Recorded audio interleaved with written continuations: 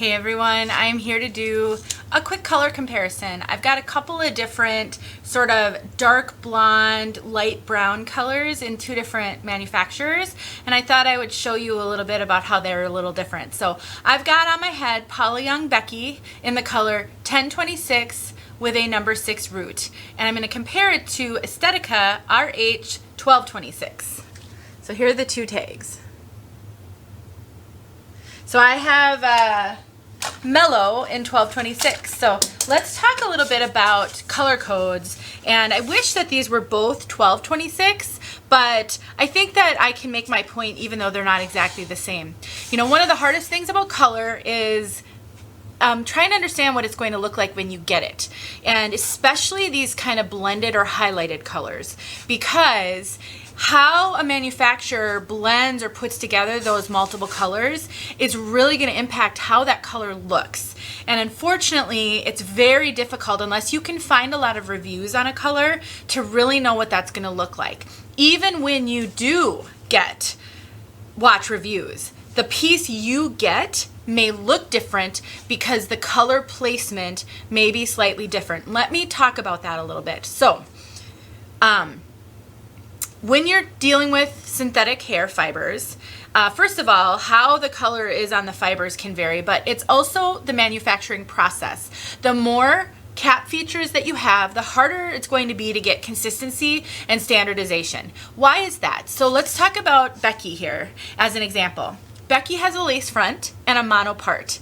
Those are hand-tied features. That means that somebody physically hand-tied in those fibers. So every person is going to do that just slightly different. The placement of the fibers, it's not going to be an exact science.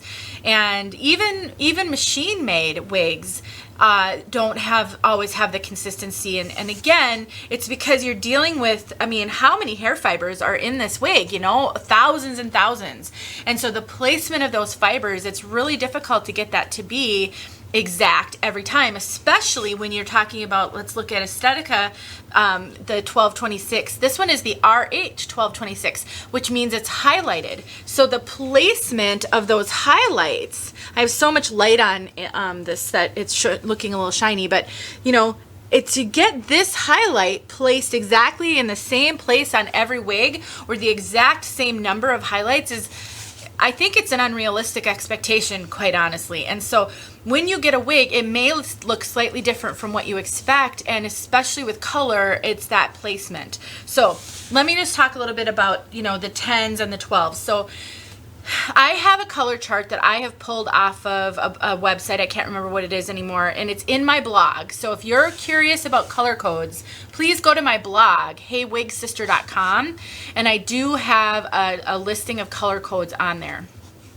A 10, so when you're talking about brunettes range typically from a 2 or a 1, I guess, to a 12. A 1 being a black, and then a 12 being a light brown.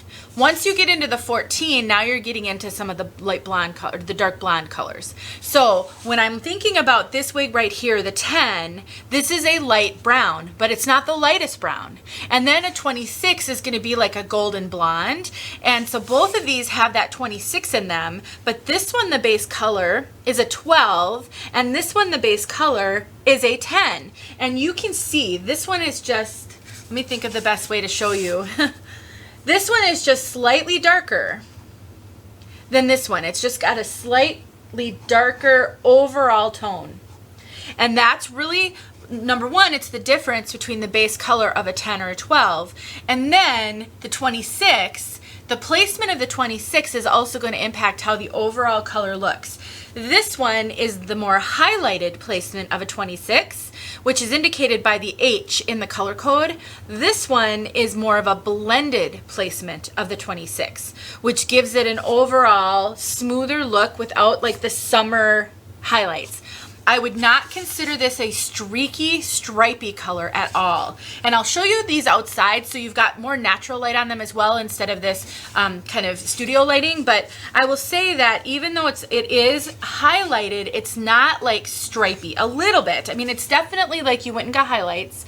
It doesn't look like the sun lightened your hair. Whereas this one might look a little bit more like the sun lightened your hair a little bit.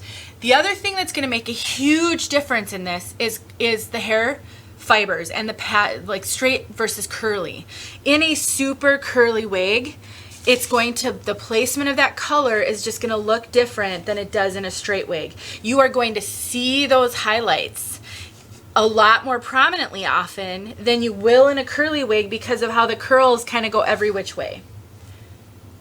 And so that's also important to keep in mind as you're trying to decide on color.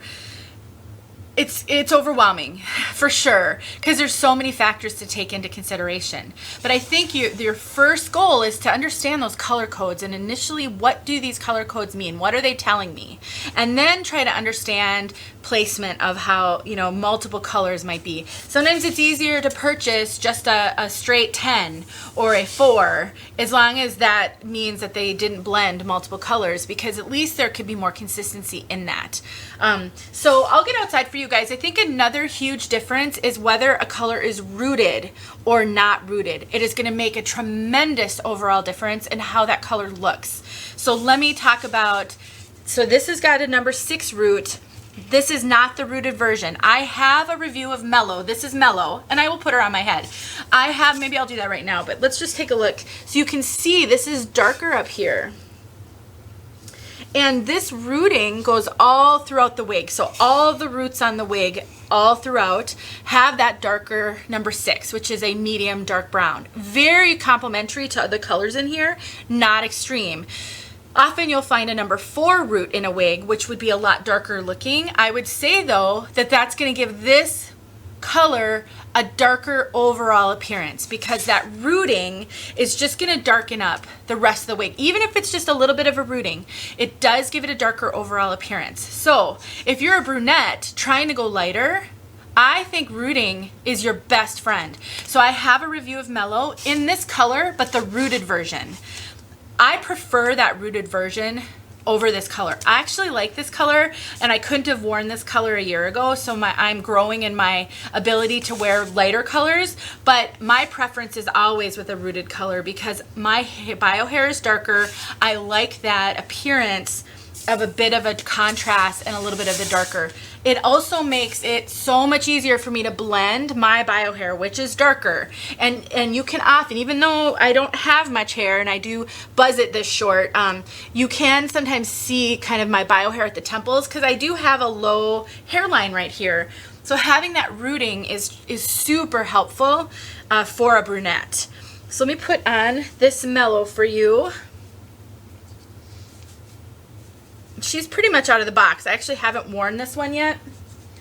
I wasn't sure if I was actually going to like it because it's not the rooted version, but I'm really surprised by how much I like it.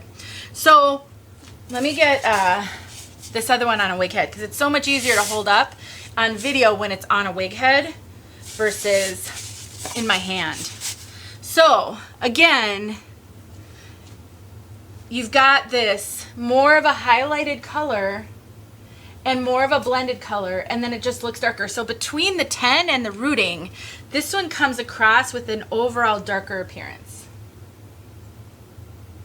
Not tremendous though. I would say that they're very similar. So if you were to get this in the rooted version, I would say they'd be a lot closer to each other. The difference between that 10 and the 12 is not significant.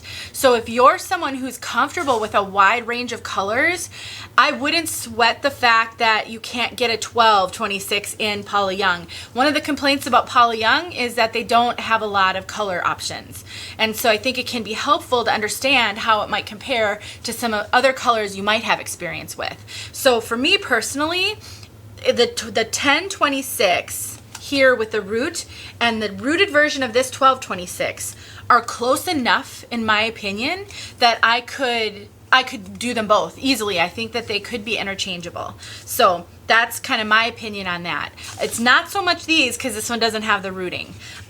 So hopefully that was helpful. I kind of wanted to take this video and talk about how you start to think about colors, you know, in addition to doing a color comparison, because again, I think that's where, as you're learning on your wig journey, understanding how all of this works, not only helps you make better decisions, but it also helps to set your expectations. And I say this a lot, and I will continue to say this as much as I can. Managing your expectations when it comes to wigs is really going to help you so much, and it's going to be so important. If we as wig wearers become rigid in our expectations, we want total consistency wig to wig. Of course we do, but is that realistic? We want manufacturers to explain colors better to us. Yep, sure. But again, let's start working on our expectations. That's why I think there's room for every reviewer who wants to be a reviewer, because we're all going to bring something different to the table. The more people you can see wigs on, the more people who show color in various lighting settings, it's all helpful.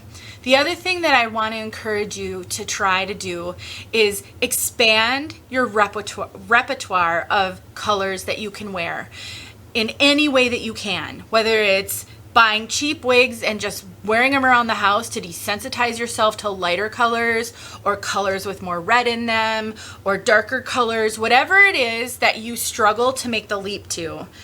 Highlighted colors. I encourage you to try to work your way to being able to do that. And the reason is because it will make wig buying less stressful. It will make when a wig shows up not exactly how you expected it to look, a little bit easier to take. Now that I can wear multiple colors, I'm not as much about the dark colors anymore, but I can wear a variety of highlighted colors and auburn colors and red colors, and I'm starting to get into more blondes that are still somewhat on the brunette end. It makes it so much easier for me to buy a wig. I don't sweat the color quite as much because I don't have such a narrow window of what I can wear. And that's kind of the best advice I can give you just overall. The more used to lots of different things you can get, permatease, length, a little bit of wave, a straight, the less stressful it'll be for you and the more options you'll have. And when finances come into play, if you're on a budget, as most of us are, and you can't afford to make mistakes, the less wigs that you would consider a mistake, the easier. And then you can take advantage of sales or wig sister selling wigs, because you're not just looking for one rigid type of wig in one rigid color palette. So I hope that was helpful. I know it's hard. It's really hard to get there.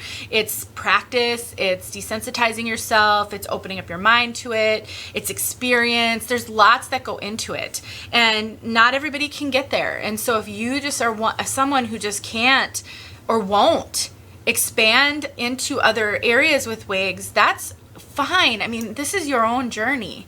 I'm just trying to come up with ways to help when it's such a struggle. And that is one area that's really a struggle. Color is a huge struggle. And so the more you can do, the easier it will be. So hopefully this was helpful. I'll get outside and show you these two colors outside. And if you have questions, let me know. I would like to do more color comparisons. And so I'm trying to get my hands, and sometimes I have a wig and I'm trying to get my hands on sister styles in colors that are complementary so that I can show them. So if you have wigs laying around not getting any use and you don't know what to do with them, let me know. Maybe it's one I can use for a color comparison. I'm happy to just take it, do a video with it and send it back, or I'm happy to donate it as well if it's not something that will work for me. Some people just have been really generous and have given me wigs and said do what you want with them, and most of the time I end up donating them, but every now and then I get one that I absolutely love and I wear it. But just let me know though if you'd like to help me out with these color comparisons. I think that they're really helpful and I'd love to do more of them. So thanks for watching. Stick around for the outside look. All right, everyone, so we're outside and I wanted to give you a look at these two colors side by side in outside light. I think you can see the highlighting on the 1226 more than on the 1026 here. And you can really see how much darker this one pulls than this one, definitely. So you've got your just beautiful, this one I would say is a light brown. This one I would call a dark blonde. Now that's from a brunette's impression. Obviously, if you're a blonde, you might have different impressions. You might consider this a light brown too. And then again, without the rooting, you know, it's just an overall lighter feel. So let me quickly switch them up for you, because that's always super helpful. I won't be able to walk around in the yard like I usually do when I show these outside looks, just because it's too hard to do with 2 wigs. So I'm just sitting down at my little picnic table on my deck. Hopefully that's still good enough. I have a small window here in the morning when I can do this when there's not sunlight on this part of the deck. Okay, so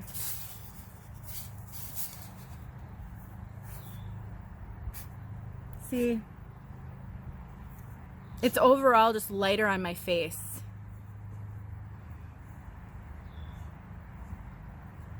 So if you're trying to decide between colors and you're sort of in that light brown, dark blonde area,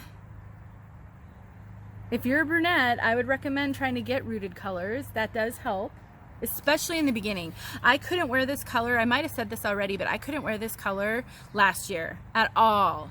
I had gotten thin in this color and I couldn't wear it because it was way too light for me. I can wear this now and I'm so glad, but rooting does help me, and it's definitely something I recommend starting with, at least as a brunette. All right, hopefully that was helpful. Give you a kind of a good comparison. They're not that different. This is just overall pulls a little darker and it's more blended, but really overall they're not that different. All right, thanks for watching, you guys.